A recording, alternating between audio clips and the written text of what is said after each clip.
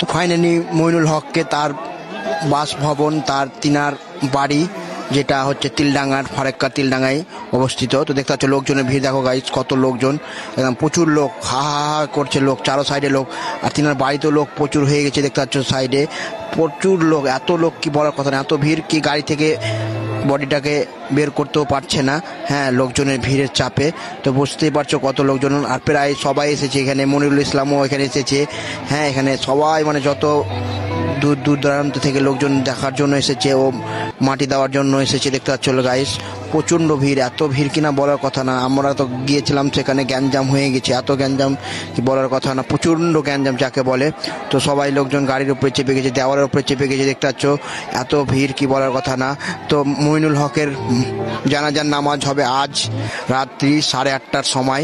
হ্যাঁ আর দেখো বাড়ির ভিতরে কত মহিলাগুলো ঢুকে আছে বর্তমানে, এখন অনেক মহিলাগুলো এখন বাড়িতে দেখার জন্য, এক ঝলক দেখার জন্য, কারণ লাস্ট দেখা হবে, এরপরে আর দেখতে পাবে না, ওই জন্য সব মহিলাগুলো অনেকক্ষণ থেকে সেখানে ঢুকে আছে। দেখতে পাচ্ছ আর এখানে সব লোকজনকে হটাচ্ছে, কারণ বুঝতে পারছো না হলে লাশটাকে ভিতরে নিয়ে যেতে হবে, গোসল দেওয়ার ব্যবস্থা করতে হবে, গোসল দিতে হবে।